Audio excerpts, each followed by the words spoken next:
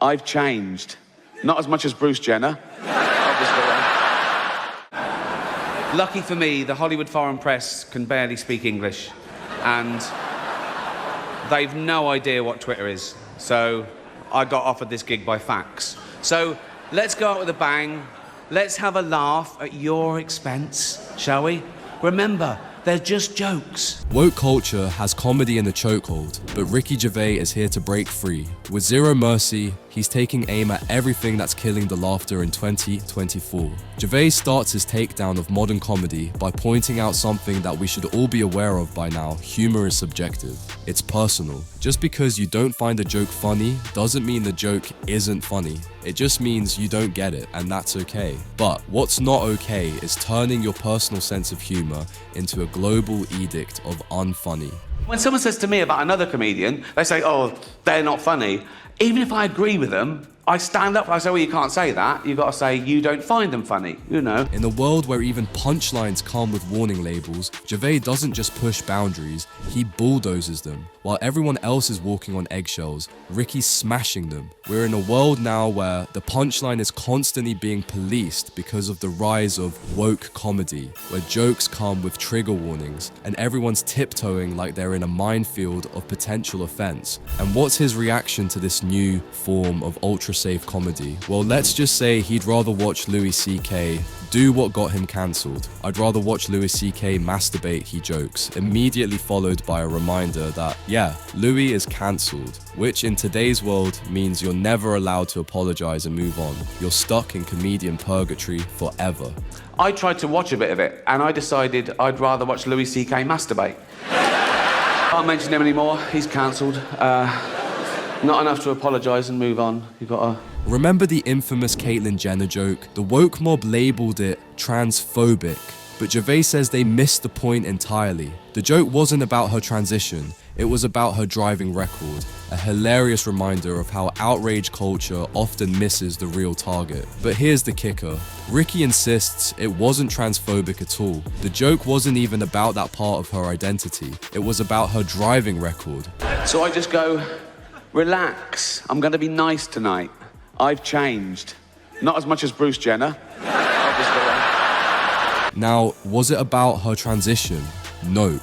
Was it about her notorious car accident? Bingo. But according to Gervais, people confused the subject of the joke with the target of the joke. And that, my friends, is where the Twitter outrage train always leaves the station.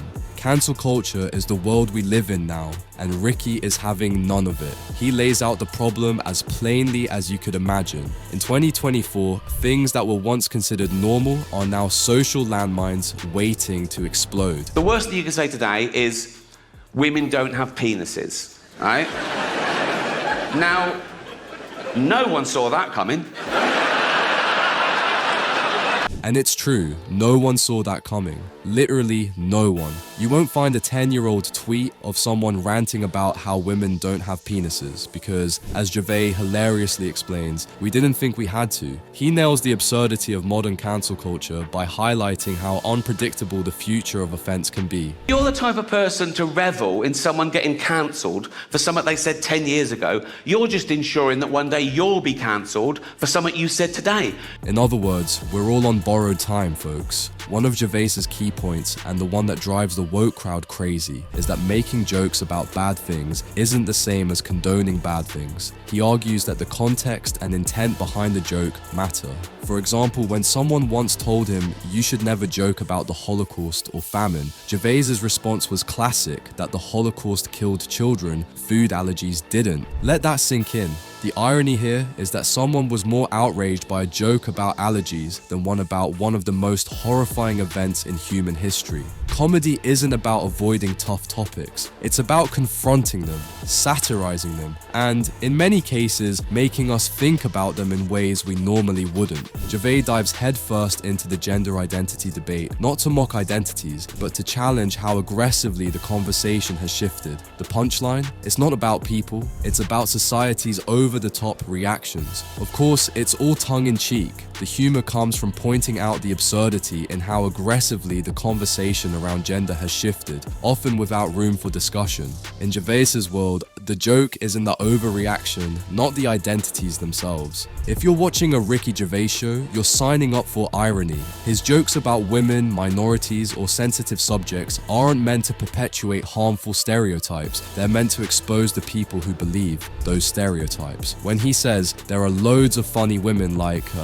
leaving the audience hanging, it's not that he doesn't think women are funny, it's a jab at the tired sexist trope that women aren't funny. Irony is Gervais's bread and butter, and he expects the audience to be in on the joke. If you're not, you might find yourself clutching your pearls or firing off an angry tweet before realizing that you missed the point. That people get offended when they mistake the subject of a joke with the actual target. Yeah. And they're not necessarily the same thing. You can make jokes about any subject. It depends what the joke is. Yeah. Gervais argues, diving deep into what he sees as the crux of modern-day cancel culture. A joke about a serious topic isn't automatically endorsing it. It can actually be ridiculing it. But nuance is a lost art, apparently. Gervais is quick to clarify that the line between offense and actual harm is thicker than people think. Offense is subjective. Just because you were offended, it doesn't mean the joke was evil or morally bankrupt. Offense is a feeling, and feelings aren't facts. As he says, you can joke about anything, it just depends on what the joke is. The only true victim here is comedy itself, forced into a box marked "handle with care." For Gervais, laughter and discomfort are two sides of the same coin. He's not in the business of making everyone feel safe and cozy. He's in the business of making people think, and sometimes thinking can be uncomfortable. As he points out, if people's feelings are based on something irrational, maybe it's their feelings that need to change, not the facts. Cue the applause from the rational and the inevitable Twitter outrage from everyone else. One of the most biting moments in Gervais' routine is his bit about adopting a child from a third world country. Now, this is where Gervais really shows his knack for walking a line so fine it practically doesn't exist. He starts by describing how adopting a child would tick all the right boxes for modern virtue signaling, alleviating overpopulation, saving a kid from poverty, and of course, the added bonus of looking like a hero in the process. It's the classic celebrity move, right? But Gervais, never one to shy away from turning the mirror on society's self-congratulatory tendencies, dives even deeper.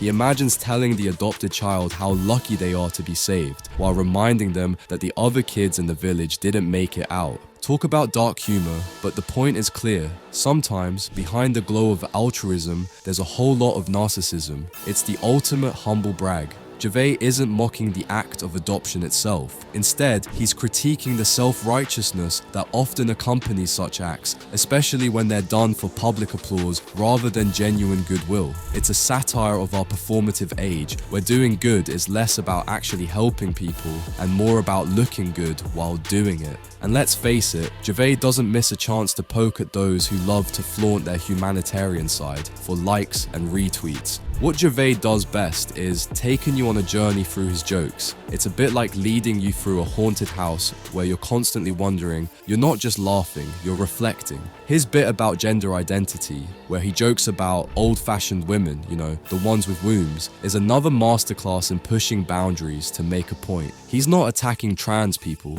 he's poking fun at how society has turned discussions around gender into a battleground, where even questioning things gets you labeled as offensive. And then there's the bit about pronouns and bathrooms. Gervais jokes, offering a tongue-in-cheek commentary on how language has become a minefield. His humor here isn't meant to punch down, it's aimed at the absurdity of societal rules that change so fast. Nobody knows what's acceptable anymore. One moment you're fine, the next you're cancelled. It's like trying to play hopscotch on quicksand. That's a show about a man who wants to kill himself because his wife dies of cancer, and it's still more fun than this, okay? Spoiler alert, season 2 is on the way, so in the end, he obviously didn't kill himself, just like Jeffrey Epstein. Shut up. I know he's your friend, but I don't care.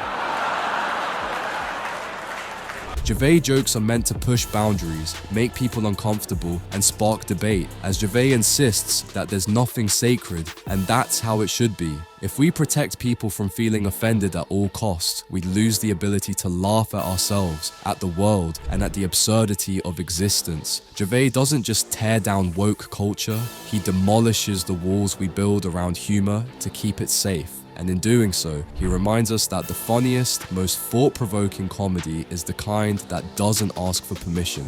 Want more unapologetic takes on today's biggest controversies? Smash that subscribe button and join the conversation. Let's keep pushing boundaries together, because if comedy's dead, Gervais just gave it a resurrection.